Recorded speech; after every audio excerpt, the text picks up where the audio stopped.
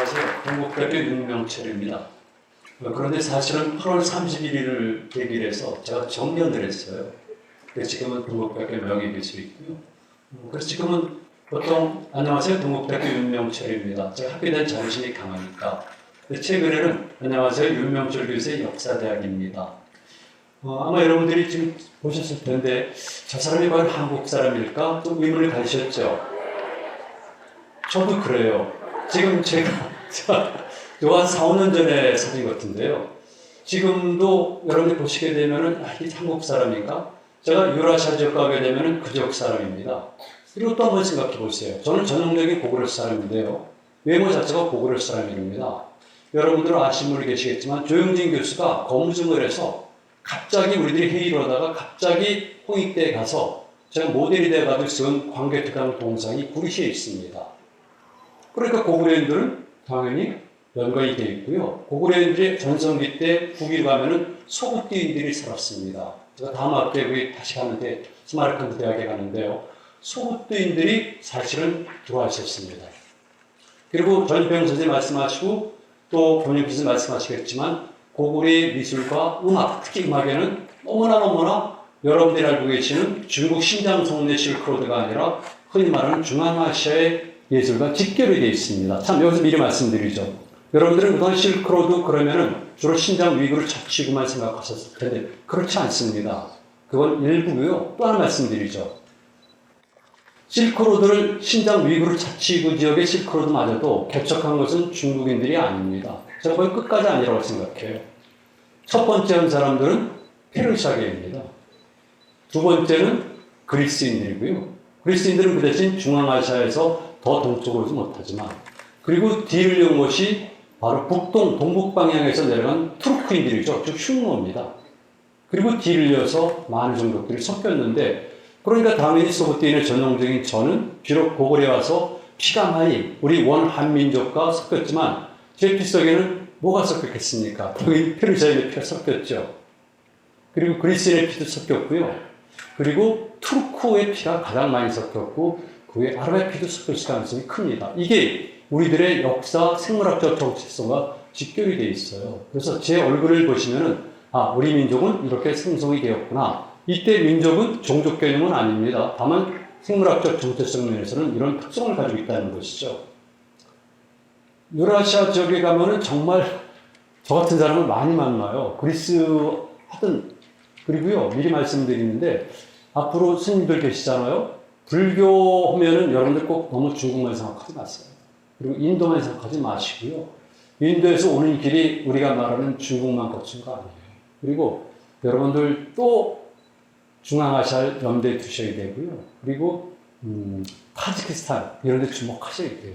그런데 그건 아직까지 좀 연구들이 덜 됐거든요. 그래서 여러분들이 저는 개인적으로도 여러분들이 바라고 싶은 바는 불교를 보다 폭넓게 그리고 구체적으로 이해하기 위해서는 우리가 그동안 있었던 신장 위구르 자치군의 실크로드를 넘어서 이제는 중앙아시아를 가고 서남쪽으로서는 지금 타지키스탄을 넘어가고 그게 옛날의 길이에요. 그리고 더 나아가서는 오늘의 아나톨리아 반도, 즉 터키까지 가야 되지 않나는 생각을 합니다. 이게 전부 다 연관이 되어 있거든요. 그래서 제가 지경학적인 가치를 말씀드리는데요. 지경학적 가치는 어렵게 생각할 필요 없습니다. 그냥 땅 또는 터가 가지고 있는 경제적 가치인데요. 무궁무진합니다. 제가 간단히 넘어가지만. 그리고 더불어서 말씀드리면은 사실은 좀 전에 몽골 말씀하셨지만 몽골도 중앙아시아도 그리고 만주도 경제적으로 무궁무진한 가치가 있습니다. 사실은.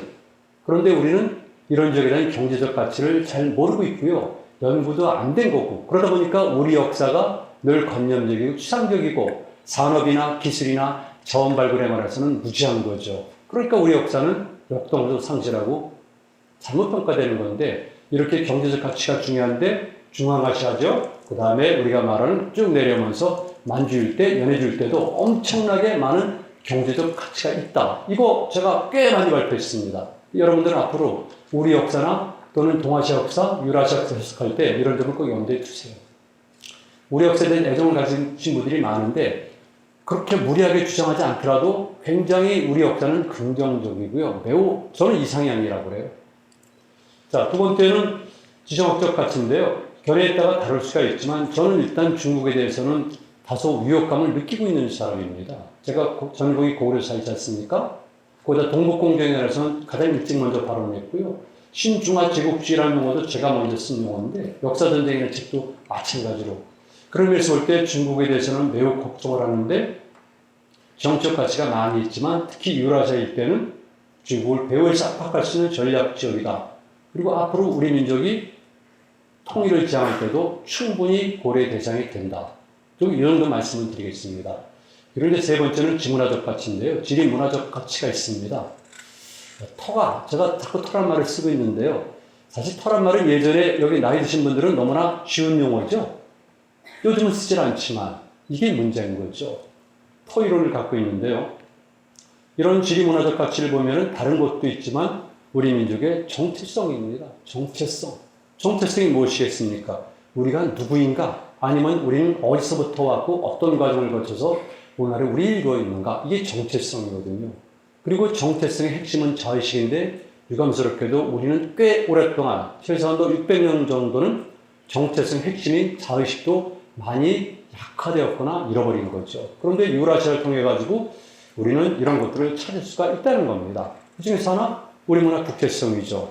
일본인들이 적용한 한반도라는 용어 속에 있는 반도세관, 반도적 숙명론, 사대성, 타율성 이런 것들이 아니라 원래 우리 역사는 사실 유라시아 전 지역과 연결이 되고 있고 그들로부터도 왔지만 또 우리부터 그들로도 갔기 때문에 저는 이런 걸 통해서 우리 문화의 국제성을 발견한다는 것이죠.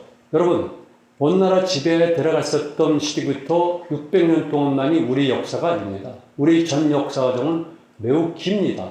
그런데 비교적 상대적으로 우리 역사에서 비긍정적 또는 어두운 그늘이 들여져 있는 그 시기를 가지고 우리 전 역사를 평가해서는 곤란한 거죠. 그러니까 실질적으로 우리는 이제는 우리 역사를 구체적으로 정확하게 봐야 됩니다. 객관성, 사실규명, 저는 이거 미명이라고 생각해요. 우리 역사학계에서는 굉장히 비판적인데 사실규명이 중요한데 그런 과정 속에서 국제성을 발견할 수가 있다. 이런 거 사실입니다. 문화, 무역, 주민 간의 교류. 그 다음에 두 분이 말씀하시겠지만 주민들, 언어도, 혈연도, 그리고 문화 등의 관련이 깊습니다. 자, 이런 걸 가지고 제가 보도록 하겠습니다. 유라시아 세계란 말을 제가 쓰고 있는 거죠. 간단합니다. 어렵게 생각하실 필요 하나도 없어요. 유라시아, 유럽 플러스 아시아입니다. 유럽과 아시아의 어원은 제가 넘어가지만 유럽 플러스 아시아잖아요. 그랬을 경우에 이런 것들은 결국 러시아가 주도가 돼서 만든 개념이고 사용되고 있지만 제가 보기에는 그건 유럽 개념이죠. 제가 규정하는 유라시아 세계는요.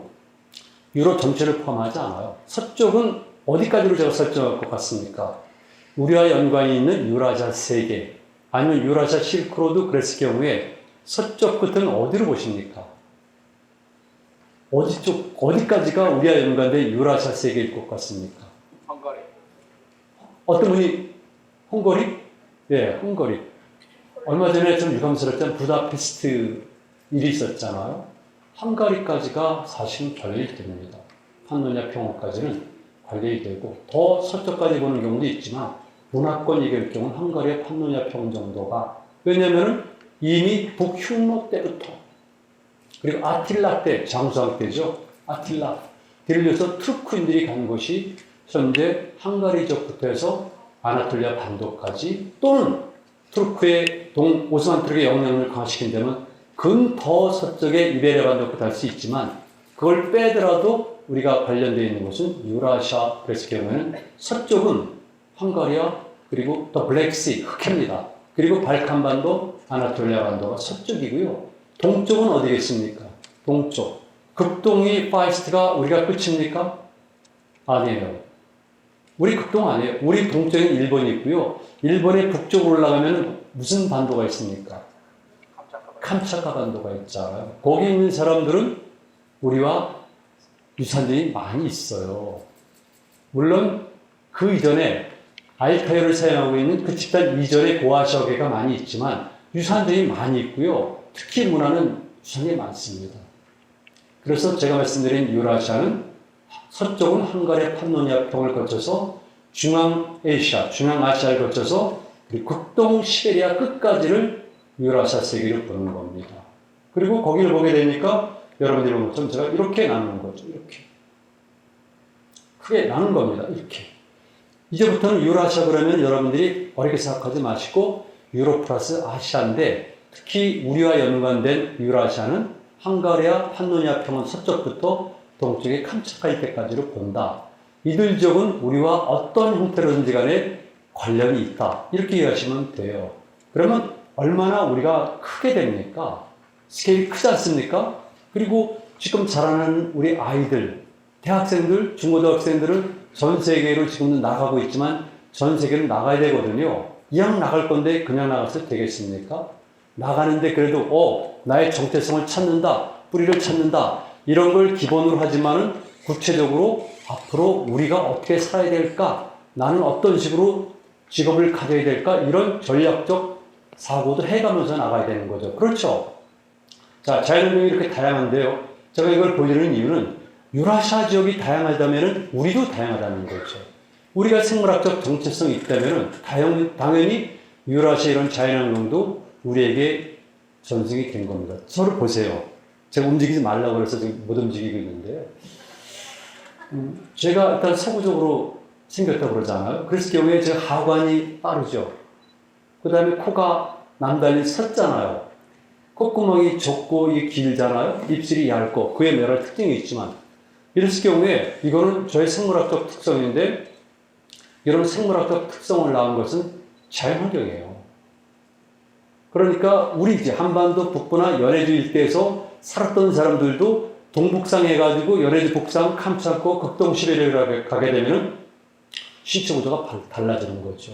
그래서 이 생물학적 정체성은 자연환경에 큰 영향을 받기 때문에 이거 중요한 겁니다. 그러니까 우리가 오랫동안 1000년 또는 600년 동안 한반도에 갇혀 살고 너희들은 반조민족이다. 그리고 너희들은 농경민족이다. 움직여서는 안 된다. 이렇게 세뇌를 당했어도 기질상은 다르잖아요. 그러니까 우리는 말 타고 달리고 싶어 하는 거예요. 이거를 한자로 표현하면 역마살이죠. 그죠? 역마살 달래 그렇습니까? 옛날에 여자들은 역마살, 여자 그러면 싫어하죠. 요즘 분위기가 그렇더라고요. 여성이란 말은 일본 말이에요. 요즘 여성분 그러더라고요. 왜 일본을 싫어하면서 그렇게 일본 말을 쓰려고 그러죠? 여자라는 좋은 말이 있는데. 그래서 몽골에 보거나 중앙아시아 가면은 관광객들이 와서 말을 탑니다. 그런데 한국 사람들은 할머니들도 말을 타겠대요. 여러분들도 그런 경험 있죠? 우리는 할머니들도 말을 타겠대요. 그 초원에서. 일본 사람들은 안 탑니다. 남자들도. 젊은 남자들도 안 탑니다. 소심한 탓도 있고 이미 그런 기억을 잃어버렸기 때문에. 근데 우리는 남아있으니까 할머니들도 아마 스님도 타실 것 같아요. 제가 보기엔 몽골 가면. 이게 생물학적 특성, 이거 기질이거든요. 이거 쉽게 탈각할 수 없어요. 이거 이미 생물학에서 입증이 된 거잖아요. 그래서 제가 자연환경을 쭉 구분해 보니까 이렇더라. 당연히 이런 문화들이 우리에게 들어오는 겁니다. 자, 그래서 이 길을 보니까 저는 규정을 했는데 길은 사람의 길도 있고요. 자연의 길이라는 것은 결국은 생태의 길이에요. 제가 자연의 생태의 길입니다. 얼마나 생태가 중요한데요. 생태라는 말, 일본이 만든 말이죠. 생태라는 것 자체가. 그 다음에 생활의 길입니다. 정치, 군사, 문화, 신앙의 이 모든 것들이 결국 길의 문제가 되는데 여러분들이 관심 갖는 것은 신앙의 길이죠. 자, 이 기회에 제가 한마디만 더 말씀드릴게요. 스님들 계시니까. 제가 이렇게 얘기를 합니다. 우리 역사에서 가장 위대한 탐험가들은 누구인가? 승려들이에요. 승려들. 해초? 그 이전에 현장? 또 등등 해보세요. 그들이야말로 위대한 탐험가들이에요. 우리나라 불교에서 선종이 뭡니까? 제가 96년도, 7년도에, 2003년도에 중국의 절강성을 출발했습니다. 뗏목을 타고. 선사시대부터 한반도 남쪽까지 가는 행로라를 입증하기 위해서. 거기가 예전에 백제인들도, 특히 신라인들도, 그리고 후에 고려인들, 그랬을 경우에 선승, 선종, 이 길들이 바로 그 길이에요. 그래서 전라남도 지역에서 선종이 쓰는 거죠. 그리고 거기 온 사람들은 달라요, 스님들을, 승려들을. 왜? 바다를 항해한 사람들인데, 여러분, 지금도 그런데 그 시기에 바다를 항해한다고 생각해 보세요. 제가 얘기를 해요, 학생들이. 얘들아, 그 배 쓰면 승려들도 오바이트하고는 당연하겠지만 쌍소리도 해. 제가 그래요. 그렇게 합니다. 왜냐하면 그만큼 상황이 심각하고, 그래서 제가 그 승려들은 진짜 실존을 체험한 승려들이라고 보는 거죠. 석가모니처럼. 제가 탐험가로서 인터뷰할 때 아주 어렸을 때요. 인류 역사상 가장 위대한 탐험가는 누구인가? 제가 석가모니라고 했어요. 큰 타이틀로 나왔죠. 석가모니. 왜? 제가 구분하는 자연 탐험, 그 다음에 하와 중생, 인간 사회 탐험, 그리고 인간 탐험을 모두 한 사람은 석가모니니까. 그런데 승려들이 그 시기에 죽어가면서, 진짜요. 죽어가면서 항해를 해서 이 땅에 온 거예요. 그리고 일본 열도로 부단히 건너와서 일본 열대에 많은 불교를 전파한 거예요. 그게 우리가 알고 있는 부산에서 출발하는 짧은 항해만 있습니까? 제가 83년대 일본까지 뗏목을 다 건넜는데 동해를 걷는 고구려 승려들도 무지하게 건너간 겁니다. 그래서 저는 승려들은 위대한 탐험가라고 보고 있고요. 그래서 제가 만든 단어 중에 하나는 이런 단어가 있습니다. 명선일체. 농선일체, 다선일체가 아니라 명선일체는 말 그대로 생명과 선일체, 실존을 체험한다는 게 그런 거죠. 그래서 저는 한국 불교가 힘을 갖고 있는 것은, 힘을 남기고 있는 것은 바로 그런 역사적 전통 때문이라고 보는 겁니다. 그래서 승려들이 저는 가능한 한 해외로 많이 나가서 이런 여행이나 탐험이나 이런 것들을 하기를 바라는 거죠. 그러면 힘이 생기거든요. 여러분들은 대부분 불교 신자들이죠. 저도 불교 신자예요. 저는 정말 불교와 깊은 인연이 있어요. 그러니까 여러분들이 저는 이런 걸 자꾸 마련하면서 자꾸 바깥으로 나가시길 간곡히 빕니다. 자, 얼마나 스케일이 커요. 이렇게 그리니까. 이거 제가 그린 거예요. 기존에 있었던 학자들과 함께 제가 첨부한 게 있습니다. 세계를 이렇게 연결시킨 거예요. 스케일이 크잖아요. 왜 우리는 맨날 조그맣게 한반도라는 요것만 가지고 우리 역사를 생각하죠? 그건 일본인들이 만들어준 거잖아요. 우리가 반도민족입니까? 아니에요. 그래서 제 생각에는 동아시아, 그 다음에 유라시아 전체랑 연관시켜야 되고, 실제로 인간은 오래전부터 교류가 있었지만 최소한도 5만 년 전부터는 그냥 연속적으로 연결됐다는 것이 학계의 일반적인 이야기예요. 인간은 5만 년 전에 이미 여기죠. 좀 지나가 있으면 오스트레일리아까지 항해를 했잖아요. 뗏목을 타고. 이게 인간입니다. 인간은 굉장히 무서운 존재예요. 집념이 강하고 용기를 가득 찬 거죠. 자, 여러분 실크로드 그러면 그동안 이렇게 생각하셨죠? 이 부분을. 제가 그리지 않습니까? 이 부분. 이게 흔히 말하는 전형적인 실크로드예요. 이렇게. 남북면에서. 보이시죠? 그 다음에 이것이 바로 우리와 혈연적으로, 언어적으로, 문화적으로, 신앙적으로 관련이 깊은 이게 흔히 말하는 초원의 길이에요. 유목민족들이죠. 우리 유목민족 아닙니다. 그러나 이런 유목민족 문화와 연결이 되어 있죠. 이게 강해요. 청동기 문화도 그렇고. 그 다음에 이 위에 있는 것이 뭐냐면 수렵 삼림 문화. 그냥 타이거 문화라고 생각하세요. 타이거 문화. 여러분, 이 수렵 삼림 문화는 우리랑 무관한 걸 생각하시는데요. 아니에요. 만주 있잖아요. 만주에서도 동쪽 동만주는 거기는 여러분들이 생각하는 것처럼 골판이 없어요. 평원이 없어요. 산도 그렇지만 거기는 숲입니다. 숲. 그래서 동만주에 있을 때는 숲이 많습니다. 숲은 돈덩어리죠. 왜? 나무 자체도 그렇지만 동물들이 많이 살잖아요. 동물 고기가 중요합니까? 모피가 중요하지. 그래서 가장 좋은 양질의 모피 산지들이 극동 시베리아 중에서도 바로 이 일대가 되는 거죠. 그래서 고구려인들도 모피를 많이 수출했지만 발해인들은 엄청나게 일본국에 모피를 수출해서 엄청난 무역 흑자를 일으켰던 겁니다. 이게 우리 사회에 나옵니까? 하나도 안 나오지. 일본의 정세에 나오는 기록들이지. 여러분 우리 역사 잘못 알고 있어요. 혹시 나이 드신 분들 율브린너 생각나세요? 율브린너가 모양이 좀 이상하잖아요. 사인 것 유리브린너예요. 원래 유리 아니라 유리브린너. 왜? 러시아 사람이니까. 할머니가 몽골계고 율브린너의 할아버지와 외할아버지가 당시 고종으로부터 목재 채굴을 끊어든 사람. 그러니까 독도 문제, 울릉도 문제랑도 연관이 되어 있는데, 왜냐하면 제가 말씀드린 이유는 바로 예전에 우리가 왕성하게 활동했던 지역이 중요한 수렵 삼림 문화권이라는 것이죠. 돈덩어리죠. 저희는 간단히 넘어가지만. 그래서 타이거 문화도 있고요. 그 위에 툰드라 문화가 있습니다. 툰드라권. 이렇게. 이끼의 길인데 이거는 제가 온 것이 아니라 주치혁 교수가 이 툰드라의 길을 많이 말씀하셨어요. 여기는 아니지만 툰드라에 대해서. 그리고 아이스로드, 이건 제가 설정한 건데 가설입니다. 왜? 이 양지역에서는 지금 북위 75도 이북에서도 인간이 산 흔적들이 발견이 되거든요. 가설인데 저는 충분히 가능하다고 생각해요. 75도가 아니라 80도라도 인간이 살 수 있다고 보고요. 인간은 생물학적인 진화로래요. 그리고 여러분 아시는 것처럼 바로 이겁니다. 이렇게 해양의 길.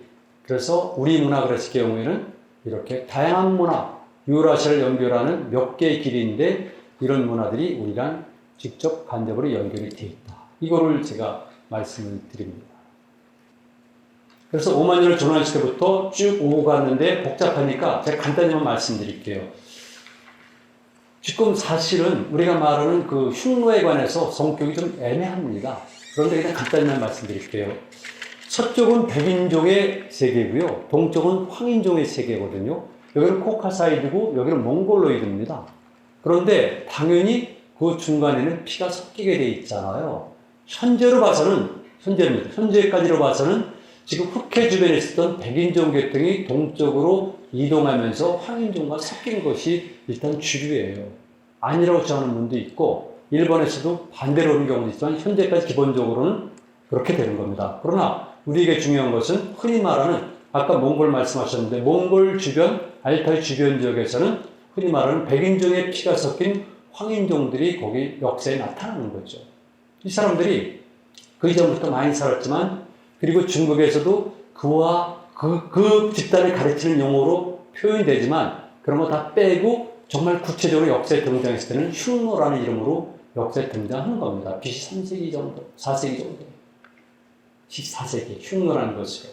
자, 그래서 이들이 결국은 황인종과 백인종의 혼혈이고 결국 이렇게 된다는 것이죠. 보세요. 이건 제 그림이 아닌데요. 제가 교과서에서 가져온 겁니다. 제가 어린이보다 훨씬 못하죠? 저는 여기 그런 거니까. 자, 그리고 제가 빼먹었구나 한 가지 꼭 말씀드려야 되는데 이건 중국이 그린 겁니다. 해양의 길, 그 다음에 육지의 길, 대륙아시아, 해양 유라시아 제공인데요. 이건 뭐냐면은 특히 정화의 원정대 루트를 많이 참고해서 그린 겁니다. 중국이 지금 주장하는 이론이 뭡니까? 외워두세요. 1대1로, 원벨트, 원로드거든요. 1대1로는 제형으로 표현하게 되면 원벨트는 대륙 유라시아, 원로드는 해양 유라시아입니다. 그러니까 몇 개의 대륙 유라시아의 로드와 남쪽에 있었던 해양 유라시아의 로드를 포함한 것이 1대1로 전략이에요. 중국은 당연히 일로 전략에서는 정화의 원정대 사건을 역사적 명분으로 삼아서 아프리카 중부까지 진출하는 겁니다. 그만큼 역사가 중요해요. 우리만 중요하게 여기지 않습니다. 한국 사람들이 역사를 소중하게 여긴다고요? 저는 그렇게 전혀 생각하지 않아요. 이거 방송되고 있죠? 저 거짓말을 생각해요. 상대적으로 비교해야 됩니다. 일본이 일본의 역사에 관해서, 중국, 다른 나라들이 또는 미국이 미국의 자국사에 대해서 갖는 관심과 우리를 비교해 보세요. 그런데 중국만 하더라도 1대1로를 비롯해서 동북공정, 서북공정, 서남공정 모든 것을 할 때는 반드시 역사를 배경과 논리를 삼습니다. 그만큼 역사가 중요한 거예요. 자, 그래서 지금 동서교통로를 중국은 이렇게 표현하고 있다는 겁니다. 이게 중국의 1대1로 전략이고 이게 지금 미국과 충돌하는 겁니다. 1대1로 전략. 자, 유라시아 특성을 보니까 조금 전에 보여드렸습니다. 다양해요. 이렇게 다양하다. 그래서 대륙과 해양으로 구성되어 있고 여러분들 보시는 것처럼 이렇게 다 자르면 재밌습니다. 다. 제가 그냥 간단히 넘어가는데 재밌습니다. 이렇게 모든 자연환경이 골고루 발달된 곳이 유라시아인데 이들이 차단 격실된 구조 속에서 서로 교류가 없었다면 그건 자연환경이 다양해도 소용이 없어요. 그런데 이들 간에는 부단하게 교류가 이루어졌습니다. 그러니까 자연환경이 다양하더라도 이 자연환경과 생태환경과 거기에 있는 주민들 간에는 교류가 활발하게 이루어지니까 당연히 유라시아 세계의 문화라는 특성이 생기게 되는 거죠. 그리고 거기에 주체가 되는 사람들은 누구일까? 사람들이 흔히 말하는 알타이어를 사용하는 사람들입니다. 자, 종교도 마찬가지입니다. 동쪽에는 샤머니즘과 유교가 있죠. 그 다음에 북쪽에는 하늘 숭배 신앙이 있죠. 남쪽에는 불교의 영향이 있죠. 그리고 이렇게 조라스터의 경향도 있고, 그러니까 우리도 일본인들은 그렇게 주장하지만 이미 조라스터교가 들어왔다 얘기를 하잖아요.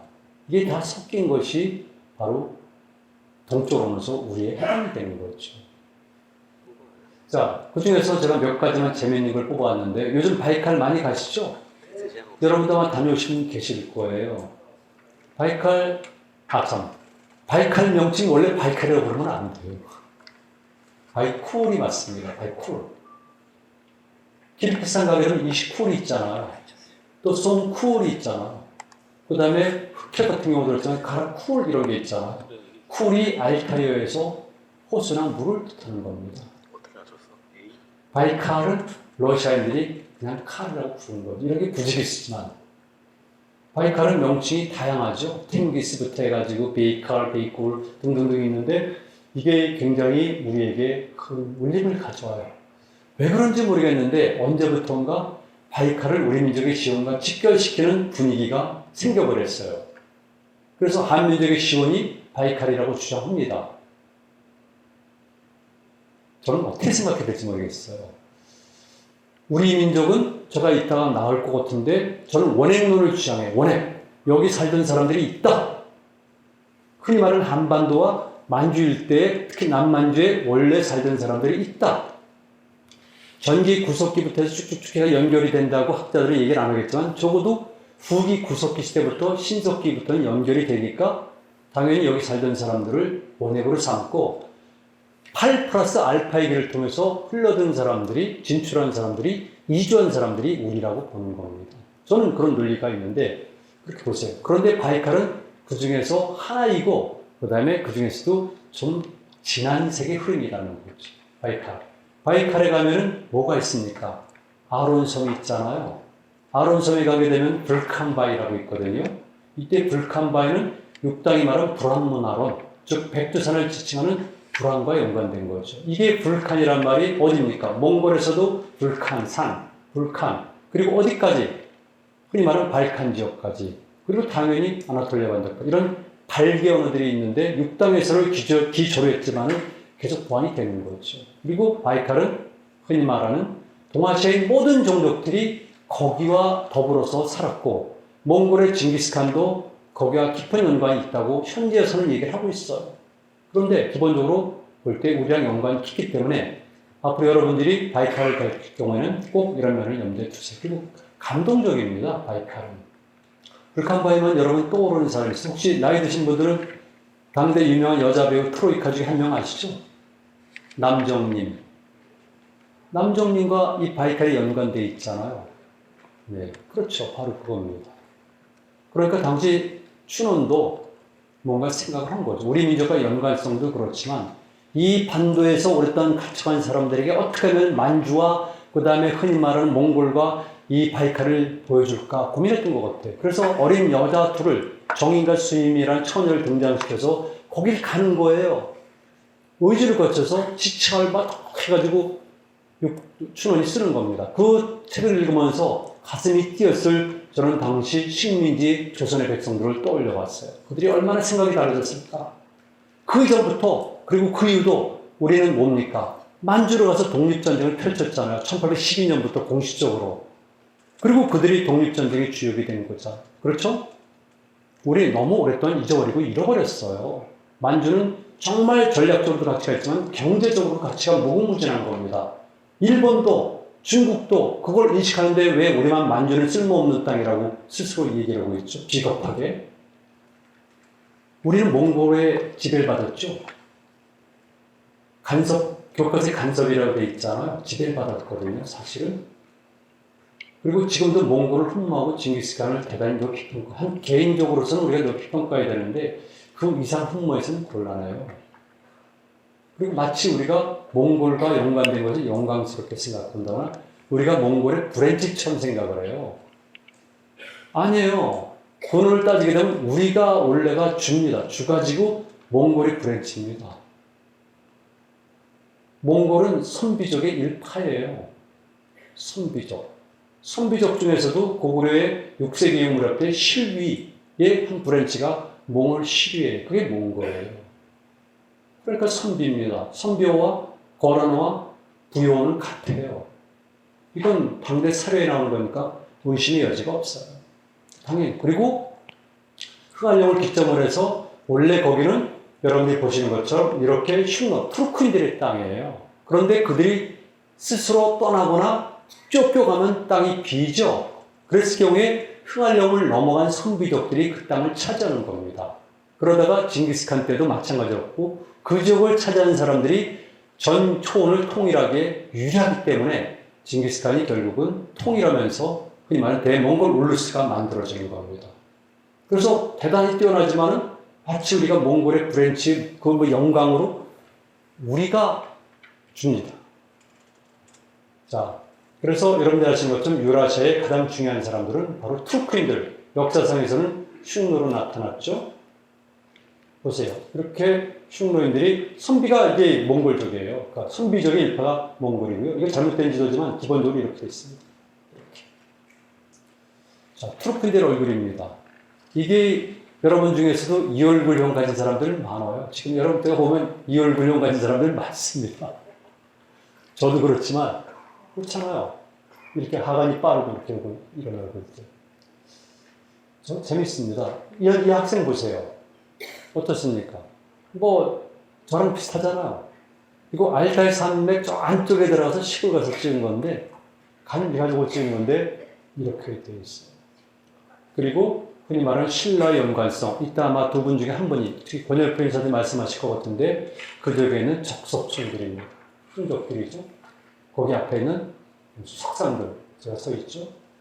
이런 얼굴들이 있는 겁니다. 그래서 석상들을 계략치고 그런 발발 걸었는데 무지하게 유라시아적에 많이 있습니다. 그러다 보니까 어떤 학자들은 제주도에 있는 하루방과 이걸 연관시키기도 하죠.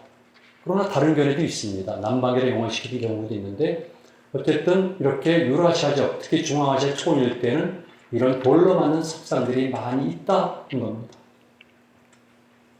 샤머니즘. 그렇죠.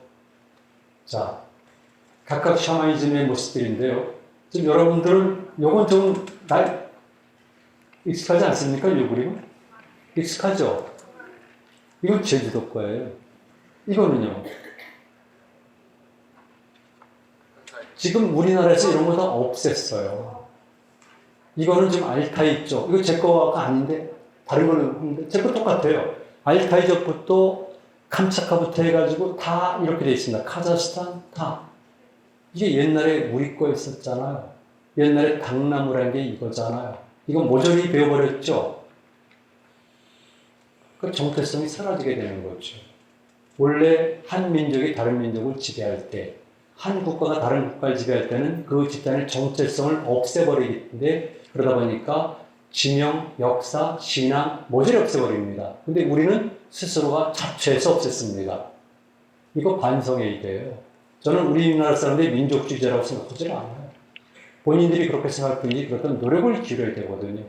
제가 보세요. 제가 이 발끝부터 머리까지 우리 전통으로 남아있는 게 뭐가 있습니까? 없잖아요. 우리 옷을 입습니까? 아니면 우리 모자 씁니까? 이 신발도 터키 신발이에요. 그래서 이게 정상적이었지만 다른 나라는 꼭 그렇지 않다는 거죠. 여러분들이 유라시아, 특히 중앙아시아 가시면요. 여자들은 당연하지만 남자들도 자기 전통을 부분적으로 간직하고 있습니다. 문화를 수용하는 것과 모방은 다른 건데 우리는 유감스럽지만 너무 모방했다는 것이죠. 아니라고 변명할 수 있지만 배합 비율을 보면 모방이에요. 한국 문화로 넘어갑니다. 시간이 많이 갔는데요. 자, 제가 명확히 말씀드려요. 원액이 있습니다. 원액. 여기에 원액이다. 그리고 이렇게 8개의 루트를 통해가지고 온 사람들이다. 왜? 여기는 지구상의 이상향이니까. 또 한 가지. 그럼 그들은 왜 여기로 왔을까? 왜? 가장 살기 좋은 곳이지만 또 관념적으로 해가 뜨는 곳이니까. 여기 그냥 제가 일반인 여기 스님들 계시잖아요. 다른 분들은 흔히 말 속인이라고 얘기를 하잖아요. 그렇죠? 여러분들 모두가 궁극적인 깨달음 얻는 걸 목표로 삼지만 가는 길은 다르잖아요. 다르죠? 그랬을 경우에 모든 것을 포기하고 가는 사람들이 있는가 하면은 포기하지 않으면서 다른 곳과 더불어서 가는 사람들이 있는 거예요. 그렇죠? 제 말이 맞죠? 그렇다면 당연하게 동쪽으로 누구나 오고 싶어요. 해 때문에. 그런데 끝까지 온 사람들이 있다는 거죠. 자기에게 주어진 상황을 탈피하고, 안정된 상황을 탈피하고, 보수적인 삶을 탈피하고, 새로운 세계를 지향하면서 이념을 향해서 온 사람들이 누굽니까? 우리들이에요. 극한 상황, 실존을 체험한 사람과 체험하지 않은 사람은 삶의 차이가 있잖아요. 그죠? 우리는 온 사람들이니까 비록 너무나 편한 환경 속에서 오랫동안 살면서 그 모든 것들을 많이 망실했지만 그래도 남아있는 거죠. 그래서 언제든지 이렇게 한심한 꼴을 보이고 있지만 그래도 우리가 계획만 있으면 우리가 만약에 분발만 하면 발심만 하면 다시 우리는 남보다 더 빠른 시간 안에 도약할 수 있고 하는 거죠. 리빌드, 이게 제 이론이에요. 모델은 고구려 광개토 장수왕 때, 지역은 유라시아입니다. 그래서 제가 유라시아 가는 이유 중에 하나가 현장에서 확인을 할 수가 있다는 거예요. 우리 옛날의 모습들을 너무 변질이 된 거죠. 그래서 보통 우리 민족 기억으로 하면 북방, 남방 혼합설을 예시하고 있는데 저는 혼합설이죠. 제가 이제 역사적 측면으로 들어가는데 여러분들이 좀 앞으로 가실 곳은 중국의 신장 위구르 자치를 넘어서 중앙아시아 지역이죠. 관심을 갖는 부분이. 그 지역에 처음 온 사람들은 제가 말씀드렸지만 페르시아계입니다.